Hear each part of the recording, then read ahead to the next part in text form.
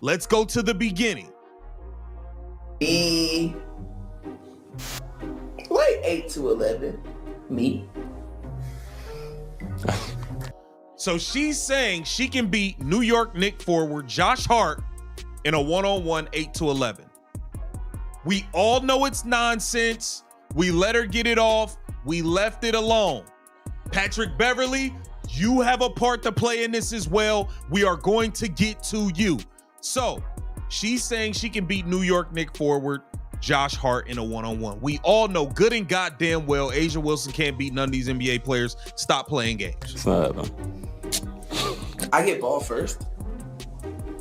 A'ja Wilson just had the most embarrassing public meltdown in WNBA history, and it all started when Caitlin Clark got crowned the #1 female athlete by Forbes. We are talking about a full-blown tantrum that would make a toddler proud. Wilson could not handle watching someone else take the spotlight she thought belonged to her forever. Forbes dropped their 2025 list of the most powerful women in sports, and Clark landed at number 4 overall, while being the top-ranked athlete on the entire list. Wilson got stuck at number 15, which apparently sent her into a spiral that played out across social media for everyone to see. The contrast between their rankings told the whole story about who really runs women's basketball right now. Josh Hart in a one-on-one. We all know good and goddamn well A'ja Wilson can't beat none of these NBA players. Stop playing games. It's not happening. I get ball first. You get ball first. She does get ball You're first. not gonna get it back. I'm not saying I'm gonna go like you gonna go scoreless, but 8 to 11, I feel like it's pretty solid. So what do you think it'll be, Josh? Don't piss me off. And probably like 11-2. You're sick. I'll say probably like 11. 11-2 is what he really meant. Now he's about to be nice because he don't want to offend anybody. 7-7.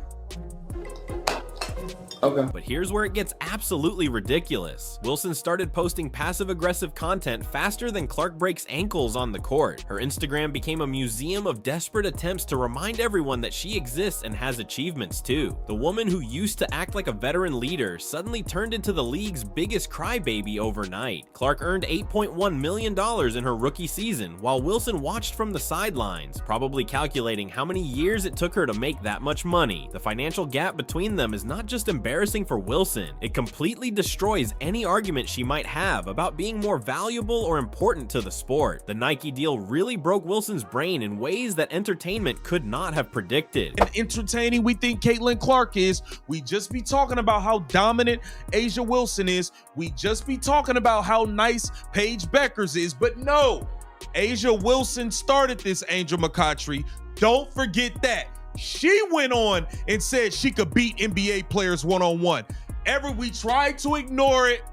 People tried to ignore it, but y'all wanted to keep going on and on. But then when a guy actually addresses it honestly and isn't pandering like Patrick Beverley was, y'all get mad. We gotta break this down, man. I gotta show y'all the tape where it started and where it ended up. Clark signed an 8-year contract worth $28 million guaranteed, which put her in territory that Wilson had never even dreamed about reaching. Most WNBA veterans spend their entire careers hoping for endorsement deals worth a fraction of that amount. Wilson's response to the Nike announcement revealed exactly how petty she could be when threatened. She started posting old photos with Nike executives and sharing throwback content from her own shoe launch events. The desperation was so obvious that even casual fans started noticing her attempts to stay relevant in conversations about Clark's success. Not only that, but Wilson began using phrases that sounded specifically designed to diminish Clark's achievements. And starts pandering because he's pandering for views or whatever he's doing. He's over there pandering on his podcast, talking about, oh, I think A'ja Wilson can beat some NBA players. Patrick Beverley, knock it off. Knock it off. You are a respected player, heart and soul, from the crib, from the city of Chicago. And you know damn well she can't beat no NBA players. And by pandering and doing that on camera, all you're doing is dragging this conversation on. Nobody was even talking about this anymore. It was done. It was over. Patrick Beverley, starts pandering, saying Asia Wilson can beat NBA players. She started talking about real impact and sustained excellence in ways that seemed like direct shots at the rookie who was making her irrelevant. The timing of these posts made it crystal clear who Wilson was targeting with her thinly veiled criticism. The viewership numbers must have really stung Wilson because Clark's games consistently drew 400% more viewers than typical WNBA broadcasts. Networks started bidding against each other for rights to air fever games, while Wilson played in front of empty arenas and declining ratings. The contrast between their drawing power had to hurt someone who thought she was the face of women's basketball. Wilson's signature shoe sales told an even more brutal story about their different levels of popularity and marketability. Her Nike model sat on shelves collecting dust, while anything connected to Clark sold out immediately. Retail reports showed exactly how little demand existed for Wilson's products compared to the Clark phenomenon sweeping through sports merchandising. We have ex-WNBA player Angel McCoughtry going on a tirade about Michael Porter saying how he was destroying WNBA players when he was in the 8th grade, which isn't a surprise to us. It shouldn't be a big deal. It's not a big deal. Y'all make it one because y'all keep going on and on. And let's take a moment to rewind to see just how pathetic Wilson's jealousy campaign really became after the Forbes announcement. The woman who spent years positioning herself as a mature veteran leader completely lost her composure when faced with someone more talented and marketable taking over her sport. Wilson's social media behavior shifted into overdrive as she desperately tried to remind everyone about her own accomplishments. She started posting statistics about veteran scoring records and longtime WNBA viewership numbers in ways that read like homework assignments nobody asked for. The desperation was so thick you could cut it with a knife. The Time Magazine Athlete of the Year announcement pushed Wilson completely over the edge. When Clark received that honor, Wilson's congratulations post lasted exactly 1 sentence without any personal excitement or genuine support. Compare that to the multi-paragraph celebrations Wilson typically posts when other players win awards. Nobody was even talking about this anymore. It was done, it was over. Patrick Beverly starts pandering, saying Asia Wilson can beat NBA players. Michael Porter then says, man, you are tripping, Pat Bev. You know she can't beat none of us. I was destroying these type of women when I was in 8th grade. And now all of a sudden, Angel McCoughtry has lost her mind. She's lost her mind now. Let's take a look at what she had to say. Angel, why are men so obsessed with this conversation? First of all, congratulations. You was dominating against women in the 8th grade. What does he want? Does he want a cookie? You want a medal for that? Like, no, he's... And the difference becomes painfully obvious. Wilson's Instagram stories became a running commentary on media hype and undeserved attention. She kept posting about newcomer expectations and the importance of paying dues, while Clark continued breaking records and signing historic deals. Every story felt like a direct response to headlines about Clark dominating sports business conversations. But here's the twist that made Wilson's tantrum even more embarrassing. Her own Nike signature shoe was bombing in sales, while she complained about Clark getting too much recognition. The irony was absolutely perfect. Wilson was criticizing someone for getting attention, while her own products failed to generate any consumer interest whatsoever. She started this conversation. Men did not start and create this conversation.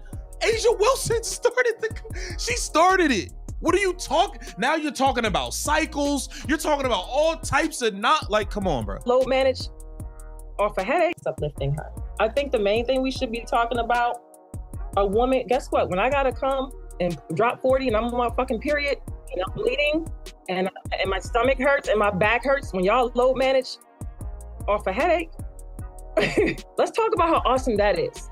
Let's talk about how awesome it is that women, we have these babies and we come back and still dominate sport. Clark's speaking engagement fees became another source of Wilson's obvious frustration. The rookie started commanding appearance fees for corporate events that exceeded what some WNBA players earn in entire seasons. Companies were not just paying for basketball expertise, they were investing in Clark's ability to draw crowds and generate buzz around their events. Wilson suddenly started posting about her own speaking opportunities for the first time ever. She began sharing backstage photos from corporate events and mentioning appearance bookings rankings in ways that felt completely forced and unnatural. Wilson had been doing corporate appearances for years without broadcasting them on social media, but Clark's success made her desperate for validation. Not only that, but Wilson's comments about media attention became increasingly pointed as Clark's influence continued growing. She began making subtle digs about hype versus substance and proving yourself over time. These were not general observations about the league. Wilson's timing and word choices made it crystal clear she was responding to Clark's sustained success. The veteran player who once acted like a mentor and leader started behaving more like a bitter competitor who could not handle sharing the spotlight. Wilson's passive-aggressive campaigns revealed someone threatened by change and progress in women's basketball. Her inability to celebrate another player's achievements exposed character flaws that damaged her reputation. Clark's crossover appeal into golf and other sports demonstrated influence that Wilson has never achieved despite years of trying to expand her brand reach. The rookie participated in professional golf tournaments that attracted mainstream media coverage, while Wilson remained stuck in basketball-only conversations about her declining relevance. But what happened next was even more shocking when Wilson realized that Clark's Forbes ranking was not just a fluke, but concrete proof of her complete dominance over women's sports. The methodology behind Forbes rankings does not mess around with feel-good stories or participation trophies. They measure real numbers that matter in the business world. Forbes analyzed earnings, social media reach, endorsement value, and cultural impact across 5 key sectors. Clark absolutely destroyed the competition in every single category, while Wilson struggled to even register as relevant in most measurements. The ranking process uses weighted formulas that prioritize financial control and overall influence within the sports industry. Clark's social media presence exploded past established stars across multiple sports with engagement rates that left marketing executives speechless. Raw follower counts only tell part of the story, but interaction rates reveal real influence that translates directly into marketing value. Clark's posts generated responses that brands could not find anywhere else in women's athletics. Wilson's desperate attempts to boost her own social media engagement became painfully obvious as she started posting daily content about veteran accomplishments and long-time partnerships. Her sudden increase in posting frequency looked exactly like what it was: a veteran player panicking about becoming irrelevant while watching someone younger and more talented take over her industry.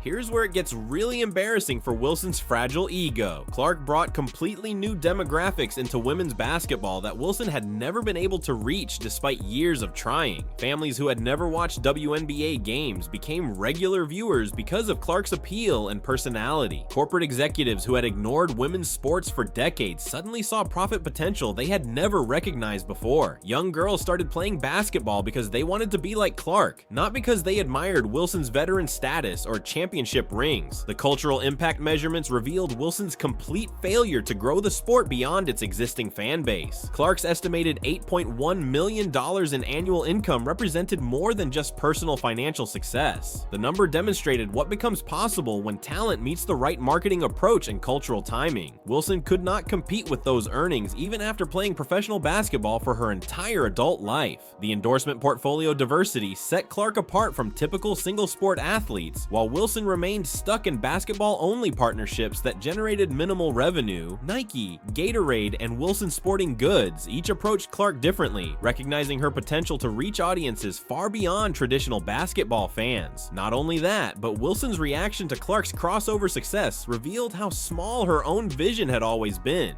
While Clark participated in professional golf tournaments and attracted mainstream media coverage across multiple sports, Wilson remained trapped in basketball conversations about declining viewership and shrinking relevance. Forbes specifically noted Clark's ability to drive revenue beyond her own earnings through venue ticket sales, increased tourism, and local business activity on game days. Cities experienced economic boosts wherever Clark played, while Wilson's games continued drawing the same small crowds that had always attended WNBA events without any additional community impact. Let's dive deeper into the numbers that completely exposed Wilson's irrelevance compared to Clark's unprecedented impact on women's basketball economics. The financial data tells a story that Wilson probably wishes she could delete from existence, but numbers do not lie about who really drives value in professional sports. Clark generated 26.5% of the WNBA's total economic activity during her rookie season, while Wilson contributed a fraction of that despite having years more experience and multiple championships. The contrast between their economic impact reveals exactly why Forbes ranked Clark so much higher than every other female athlete on their list. Television networks started bidding against each other for rights to broadcast Fever games featuring Clark, while Wilson's team played in front of empty cameras and declining audience numbers. Advertisers lined up to buy commercial time during Clark appearances because they knew viewership would spike dramatically compared to typical WNBA programming. Wilson's team struggled to fill arenas even in their home market, while cities hosting Fever games saw ticket sales surge beyond anything they had experienced in women's basketball. Local businesses around venues reported increased foot traffic on game days when Clark played, creating economic ripple effects that extended far beyond basketball revenue. But here's the brutal reality that Wilson refuses to accept about her declining market value. Merchandise sales spiked everywhere Clark played, while Wilson's signature products collected dust on retail shelves. The contrast between their commercial appeal became impossible to ignore, as sales data revealed consumer preferences clearly favoring the rookie sensation. Clark's ability to access demographics that had never shown interest in women's basketball before represents something Wilson never accomplished, despite years of trying to expand the sport's reach. Marketing research showed Clark attracting viewers who had no previous connection to WNBA basketball or women's sports in general. Wilson's attempts to generate similar crossover appeal had failed repeatedly over her entire career, while Clark achieved mainstream recognition within months of turning professional. The veteran player who thought she deserved more respect was forced to watch someone accomplish in one season what she had never managed in her entire playing career. Corporate America recognized Clark's unique combination of talent and marketability that could not be taught or replicated through experience alone. Brands saw her as more than just a basketball player, which explains why her endorsement deals reflected marketing strategies usually reserved for global superstars who compete across multiple entertainment industries. Not only that, but Wilson's jealousy became even more pathetic when you consider that Clark's success actually benefits every player in the league through increased overall attention and revenue. Instead of celebrating progress that helps everyone, Wilson chose to throw public tantrums about not getting enough individual recognition. The Forbes methodology proved that Clark possessed something special that transcended traditional sports marketing approaches. Her potential stretched far beyond what any WNBA player had ever achieved because she brought new audiences into the sport while maintaining respect from existing fans who appreciated authentic talent and personality. Wilson's behavior during this period revealed a player more concerned with personal status than team success or league growth. Her inability to support another player's achievements exposed character flaws that damaged relationships with teammates, fans, and corporate partners who expected more mature leadership from veteran athletes. The final nail in the coffin came when Wilson's tantrum reached peak embarrassment levels as she realized that Clark's dominance was not temporary hype, but a permanent shift in how women's basketball operates. The veteran player who thought she controlled the narrative suddenly found herself completely irrelevant in conversations about the sport's future. Wilson's social media meltdown intensified after the Forbes announcement as she posted increasingly desperate content about veteran loyalty and longtime partnerships. Her attempts to remind everyone about her achievements became so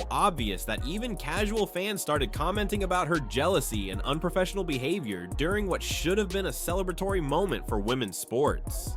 Clark's influence reached boardrooms and living rooms across America, while Wilson remained stuck arguing about recognition she felt she deserved.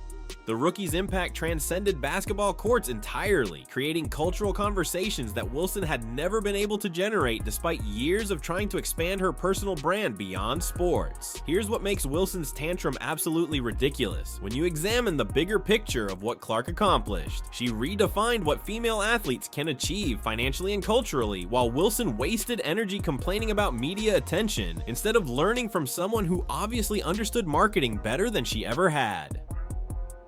The 2026 season represents everything that terrifies Wilson about her declining relevance in a league that has moved beyond needing her contributions. Fans are watching the foundation of a dynasty built around a player who generates revenue, attracts new audiences, and creates economic opportunities that Wilson never provided during her entire career. Wilson can continue posting passive-aggressive social media content and throwing public fits about recognition, but Clark's impact has already reshaped professional women's basketball in ways ways that cannot be reversed. The rookie proved that talent combined with authentic personality creates momentum that established players cannot stop through jealousy or veteran status alone. But here's the most embarrassing part of Wilson's entire meltdown campaign. While she focused on diminishing Clark's achievements through social media complaints, the young superstar continued breaking records and signing deals that made Wilson's career accomplishments look insignificant by comparison. Clark's Forbes recognition validated what basketball fans already understood about her unprecedented influence on women's sports culture and economics. The ranking followed her Time Magazine Athlete of the Year award and Associated Press Female Athlete of the Year honor, creating a pattern of mainstream acknowledgement that Wilson has never received despite years of professional basketball experience. Wilson's reaction exposed exactly what happens when established players feel their status threatened by someone more talented and marketable. Her inability to celebrate progress in women's basketball revealed character flaws that damaged her reputation among fans who expected mature leadership from veteran athletes during historic moments for the sport. The numbers prove that Clark drives revenue and cultural impact in ways that Wilson never achieved, making her tantrum look even more pathetic when compared to actual accomplishments. While Wilson throws fits about recognition, Clark continues building a legacy that transcends basketball entirely through authentic talent and genuine personality that cannot be faked or manufactured. The bottom line is simple. Wilson's jealousy tantrum only highlighted how completely Clark has surpassed her in every meaningful category that matters in professional sports and entertainment business. If you are enjoying this content and would like to see more drama from women's basketball, please hit that subscribe button and let me know in the comments what you think about Wilson's embarrassing meltdown.